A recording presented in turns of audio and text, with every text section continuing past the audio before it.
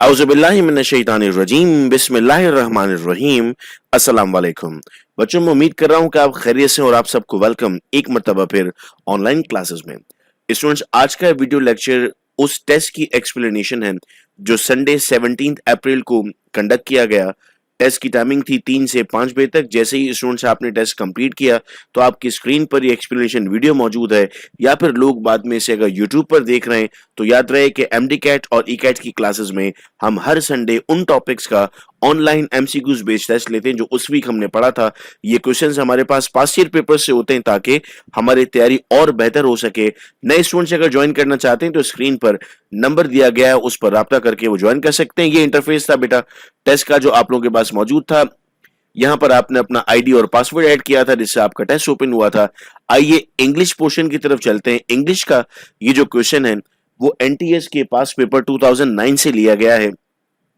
हमने इस वीक की क्लासेस में पढ़ा था कॉम्प्रिहेंशन।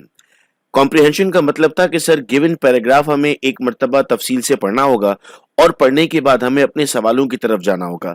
अगर इस पैराग्राफ को मैं आपके सामने पढ़ता हूं तो पैराग्राफ है, it is of course triple absurd to speak of Asia as a unity and only opposition to Western imperialism has caused people to think in these terms. Asia contains half the population of the world and at least three very distinct civilizations, that of Islam, that of India, and that of China. These differ from each other just as much as they differ from the civilization of Christian, and there is not the faintest reason to expect all to act in unison.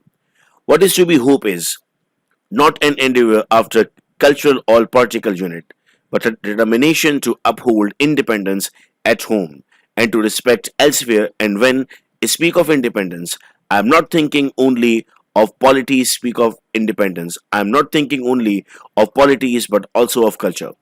There is a great danger of too much cultural uniformity. No great civilization has ever been cosmopolitan. बात की जा रही है बेटा यहाँ पर cultures की, बात की जा रही है सिविलाइजेशन की। आइए अब सवाल देखते हैं। ये पैराग्राफ क्वेश्चन नंबर 1 और 2 के लिए है। क्वेश्चन है, in the view of author what is the harm of cultural uniformity. बेटा कहा जा रहा है सवाल में कि ऑथर के मुताबिक अगर कल्चरल यूनिफॉर्मिटी है तो नुकसान क्या है। सर अगर कल्चरल यूनिफॉर्मिटी होगी so it will not lead to the formation of great civilisation. ऊपर ये बात बेटा मेंशन की गई है कि अगर आपके पास कल्चरल यूनिफॉर्मिटी है तो आप सिविलाइज नहीं बन सकते। तो ऑप्शन नंबर ए जो इस वक्त हमें नजर आ रहा है वो इसका सही जवाब है। जिन्होंने सॉल्व किया उनको अब अपने मार्क्स भी पता चल चुके होंगे और अगर आप चाहें तो कमेंट बॉक्स में अपने मार्क्स भी लिख सकते हैं ताकि बाकी फ्रेंड्स आपकी देख सकें कि आपके कितने मार्क्स हैं। क्वेश्चन दिया जा रहा है, sir the author is in favour of. आपको क्या लगता है ऑथर किस बात के फेवर में? सर कल्चरल यूनिफॉर्मिटी के फेवर में नहीं है, कॉस्मोपॉलिटीज के फेवर में नहीं था, वो यूनिटी भी नहीं चाहता एशिया की, वो पॉलिटिकल और कल्चरल इंडिपेंडेंस चाहता है। तो ऑथर का फेवर आपको कैसे पता लगा? सर ऊपर दिए हुए पैराग्राफ में लिखा हुआ था। आइए दूसरे सवाल की तरफ चलते हैं। बेटा ये वाला जो क्वेश्चन है वो एनटीएस पेपर 2010 में पूछा गया। Preventing a war is difficult, it is part of high politics, feelings run high, attempts to bring about peace are open to misunderstanding. Instead of bringing people together, attempts at peacemaking sometimes set them further apart. The path of the peacemaker is indeed hard. The United Nations (UN) has succeeded in a few cases in bringing peace where there is no peace before, but in a great many cases the results have not been satisfactory. The world is full of little quarrel between nations. Any one of these little quarrels might be responsible for the outbreak of a new world war. But let us not despair, for there is one part of the work of UN that fills us with hope. This is the work of fighting social evils.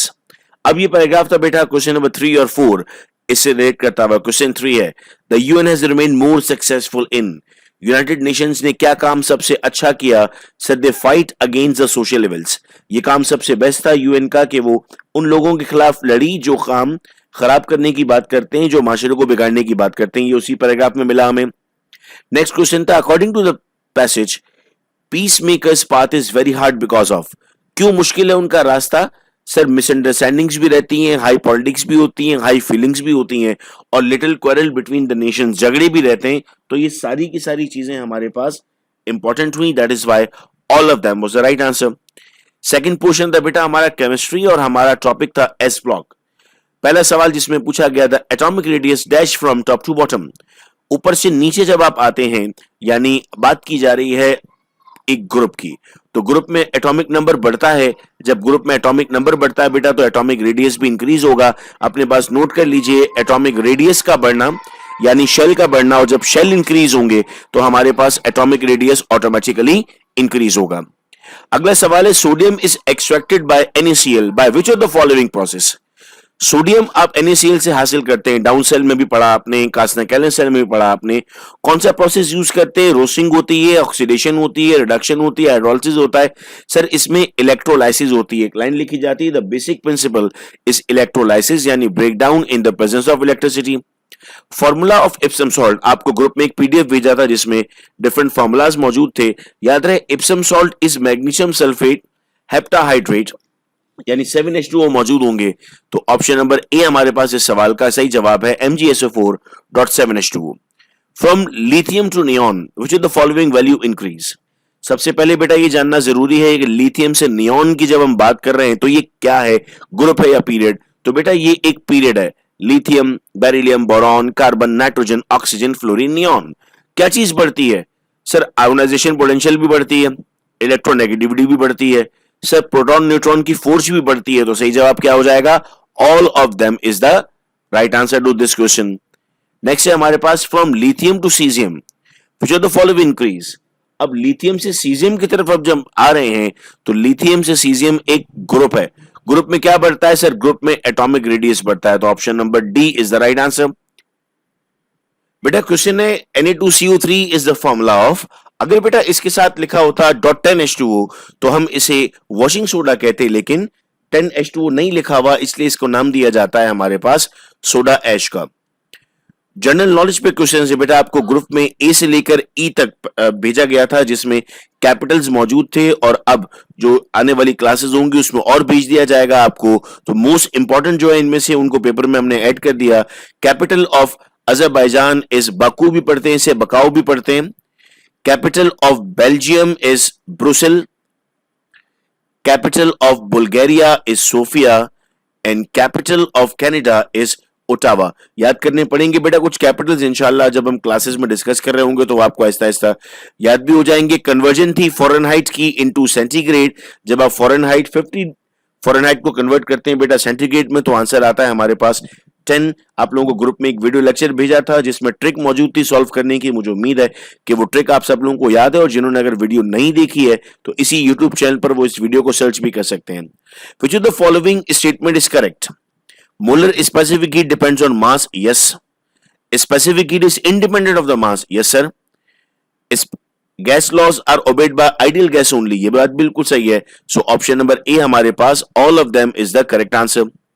The value of coefficient of linear expansion is 24 exponent minus 6. What is the coefficient of volumetric expansion? Sir अब कैसे ढूंढे इस value को? क्या याद करना पड़ेगा? Sir हमें याद है कि बीटा हमारे पास 3 अल्फा के बराबर है। ये अल्फा दिया हुआ है आपको, अल्फा को 3 से मल्टीप्लाई करना है। 24 जब 3 से मल्टीप्लाई होता है तो 72 आता है। अब दो ऑप्शन दिए हुए, 72 पर एक्सपोनेंट माइनस 6 भी है, 72 पर एक्सपोनेंट माइनस 18 भी है। याद रहे कि जब आप 3 से मल्टीप्लाई कर रहे हैं तो आप एक्सपोनेंट को मल्टीप्लाई नहीं करते हैं। That is why option number A is the right answer. अगला सवाल है the graph of pressure volume in Boyle's law is. चूंकि बेटा आपस में इनवर्सली प्रोपोर्शनल है, और जब भी वैल्यूज आपस में इनवर्सली प्रोपोर्शनल होती हैं तो उनका ग्राफ हमेशा कर्व बनता है हमारे पास, और अगर डायरेक्टली होती तो इनका ग्राफ स्ट्रेट लाइन बनता। वैल्यू ऑफ एब्सोल्यूट जीरो होता है बेटा -273 डिग्री केल्विन। तो ऑप्शन नंबर ए जो इस वक्त नजर आ रहा है आपको सही जवाब है। लास्ट क्वेश्चन था बेटा डिग्री ऑफ हॉटनेस और coldness of a body. So degree of hotness और coldness of a body is called as temperature. मैं उम्मीद करता हूं कि 20 सवाल आप लोगों को क्लियर है, और अगले संडे के टेस्ट के लिए भी आप अपनी तैयारी इस वक्त मुकम्मल रखेंगे। हर संडे अगर आपका इस तरह टेस्ट होगा तमाम टॉपिक्स का, तो आपकी प्रिपरेशन एमडी कैट और ई कैट के लिए बेस्ट हो जाएगी। मैं उम्मीद करता हूं कि तमाम चीजें क्लियर है आपको, और वो तमाम बच्चे जो पहली मर्तबा वीडियो लेक्चर देख रहे हैं और ग्रुप्स का पार्ट बनना चाहते हैं तो स्क्रीन पे दिए हुए नंबर पे फौरी राब्ता कीजिए। अपना बेहद ख्याल रखिएगा आप सब लोग। अल्लाह हाफिज।